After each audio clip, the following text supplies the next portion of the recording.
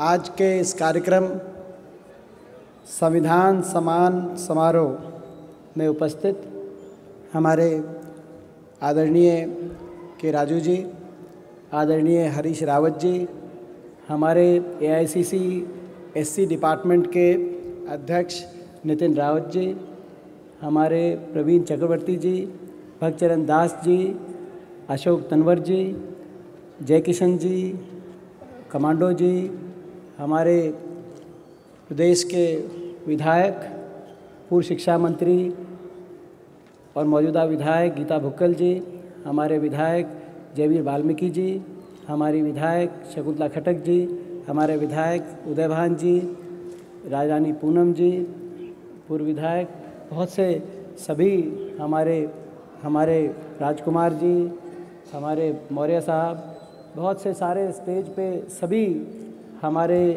भाई मनोज जी और भी सभी साथी, क्योंकि पूरा परिवार यहाँ पे एकत्रित है, किसी का हो सकता है कि नाम नहीं भी ले पाए हों।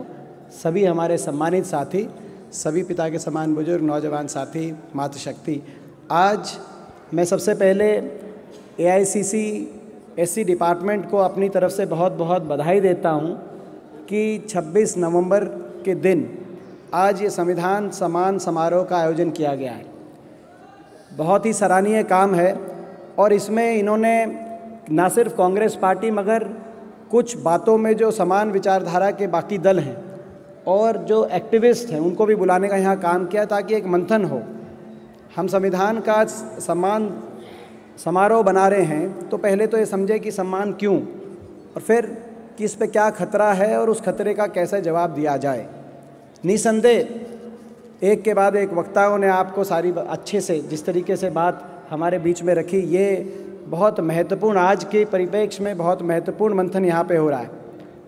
हमारा देश का संविधान एक कोई साधारण कोई किताब नहीं, एक साधारण डॉक्यूमेंट नहीं।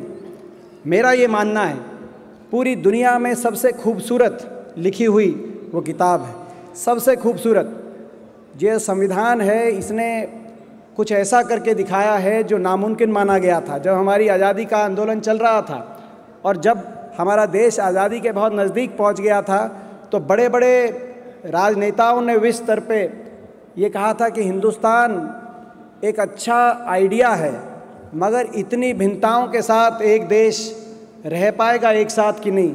विंस्टन चर्चिल ने कहा था कि आज़ादी तो ले रहे हो मगर जैसे ही देश आज़ाद होगा बिखर जाओगे। इतनी धर्म, इतने भाषा, इतनी जात, इतने क्षेत्र किस तरीके से एक सूत्र में पिरो पाओगे और बिखर जाएगा हिंदुस्तान। विंस्टन चर्चिल ने कहा था, उस समय प्रधानमंत्री थे ब्रिटिश साम्राज्य के।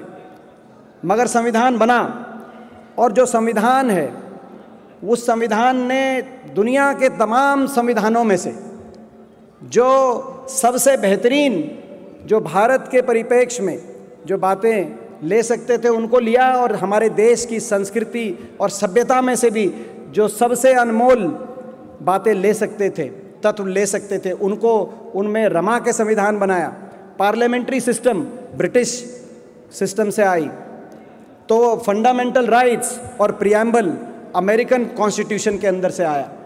फंडामेंटल ड्यूटीज़ सोवियत यूनियन के कॉन्स्टिट्यूशन से आई तो directive principle of state policy Spanish और आयरिश जो हमारे जो उस कॉन्स्टिट्यूशन है, संविधान है स्पेन का, आयरलैंड का, वहाँ से आए।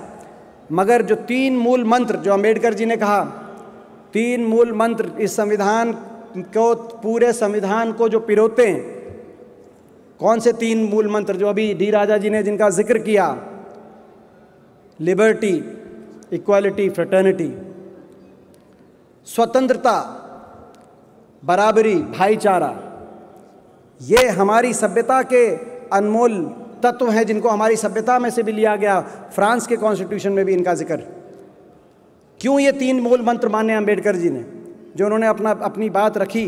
उन्होंने 2 बात की 25 नवंबर को, 26 नवंबर को जब देश को संविधान दिया, जो आज संविधान दिवस बना रहे हैं, 25 नवंबर को जो उन्होंने बात रखी अपनी संविधान सभा में, तो ये उन्होंने 2 बातें मूल रूप से रखी। पहली बात तो रखी कि ये 3 मूल मंत्र हैं और दूसरी बात रखी कि संविधान तो दिया है देश को मगर इसको लागू करने वाले की नीयत पे भी बहुत कुछ निर्भर करता है। जैसे हमारी सरकार जो भी बीजेपी की सरकार है, इनकी नीयत खराब है, तो ये देश गलत दिशा में जाने का हमें डर है।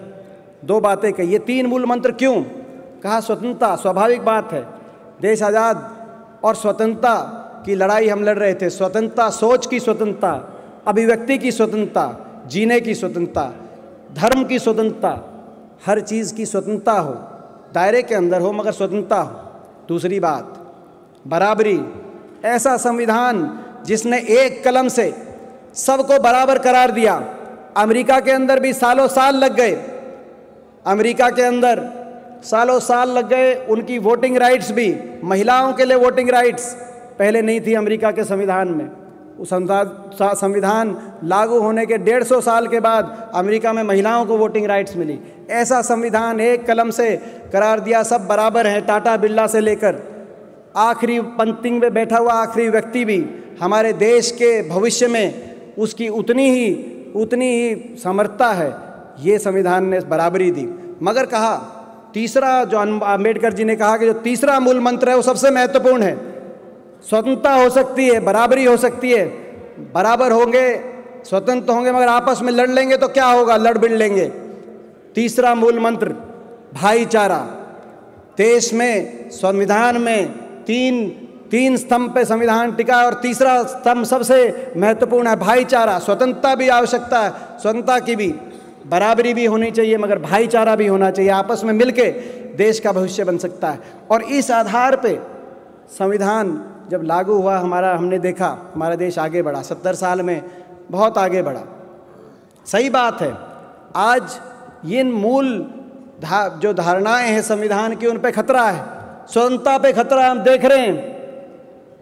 केवल जर्नलिज्म की बात नहीं, केवल गौरी लंकेश की बात नहीं, जो इस सरकार से असहमत है, जो इस सरकार के विरोध में कोई भी स्वर उठता है देश में, कोई विपक्षी नेता है तो उसकी आवाज़ दबाने की प्रयास होते हैं, कोई अगर पत्रकार है तो उसको चुप कराने के प्रयास होते हैं।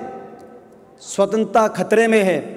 मैं नेशनल हेराल्ड का भी जिक्र करना चाहूँगा। नेहरू जी का जो अखबार नेहरू जी ने किया था, उनका भी, उसके भी, नेशनल हेराल्ड के भी ऊपर एक बात अंकित है, स्वतंत्रता खतरे में है, इसके प्रहरी बनो। आज दोबारा से स्वतंत्रता खतरे में है। पहली बात, बराबरी भी खतरे में है। जिस तरीके से हमारे देश में धर्म के नाम पे, जाति के नाम पे जिस प्रकार की विचारधाराएं हैं, जो बराबरी का सिद्धांत था वो भी खतरे में है, उसकी भी हमें रक्षा करने के लिए आगे आना पड़ेगा। और तीसरा, भाईचारा। ये तो भाईचारा जलाओ पार्टी है बीजेपी। भाईचारा तोड़ने के प्रयास करती है पार्टी। धर्म के नाम पे, जात पात के नाम पे भाई को भाई से लड़ाकर, भाई को भाई का दुश्मन बनाकर लड़ाई कराने का प्रयास करती है, अपनी राजनीतिक रोटी सेकने के प्रयास करती है ये पार्टी। इनका नारा है, हम इनसे काम पूछते हैं बीजेपी वालों से, 5 साल हो गए सरकार तुम्हारी बने, काम बताओ। कहते काम नहीं बताएंगे, क्योंकि हमारा नारा है काम की बात छोड़ो और भाईचारा तोड़ो। अगर इनका ये नारा है तो हमारा भी नारा है, हाँ, 36 कौम का भाईचारा टूटने नहीं देंगे, आपस के प्यार और प्रेम की पगड़ी को झुकने नहीं देंगे। और इस भावना के साथ संविधान की रक्षा में आपको और हमको जुटना पड़ेगा, क्योंकि खतरा है, इनकी विचारधारा से खतरा है। ये सही कहा अभी भक्त चरण दास जी कह रहे थे, उससे पहले डी राजा जी ने कहा, जिस तरीका का इनका कार्यकाल रहा है, ये कार्यकाल देश को ऐसी दिशा में लेके जा रहा है जो देश हित में नहीं है। और इसीलिए आज कांग्रेस पार्टी के राहुल गांधी जी के नेतृत्व की इस देश को आवश्यकता है। और मुझे विश्वास है जिस तरह का माहौल देश में बन रहा है, अब ये 5 प्रदेशों के चुनाव आप देख लेना, 11 दिसंबर, आज 25 नवंबर की बात है, 11 दिसंबर इस देश की राजनीति को नया मोड़ देगा। आने वाले समय में कांग्रेस पार्टी और राहुल गांधी जी का झंडा इस देश में बुलंद होने जा रहा है, आज मैं ये कह सकता हूँ। इन्होंने सही, और इतना संविधान पे प्रहार, जो एक बात की गई, सही बात है। ये आखिरी बात मैं कह के अपनी बात समाप्त करता हूँ। इन्होंने कहा कि 70 साल में,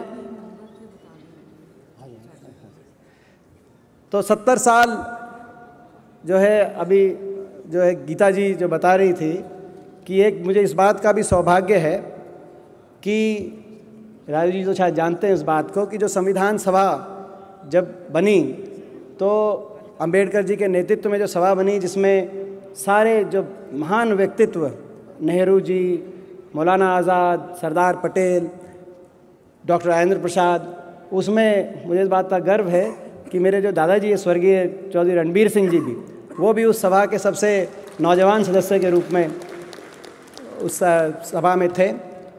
और आज इत्तफाकन, एक और मैं बात बताऊं, आज इत्तफाकन उनकी जयंती भी है, इसीलिए हम रोहतक उनकी जयंती मना के आ रहे हैं। तो संविधान, तो इत्तफाकन संविधान दिवस के दिन ही उनका जो है जन्मदिवस रहा और सबसे नौजवान सदस्य थे।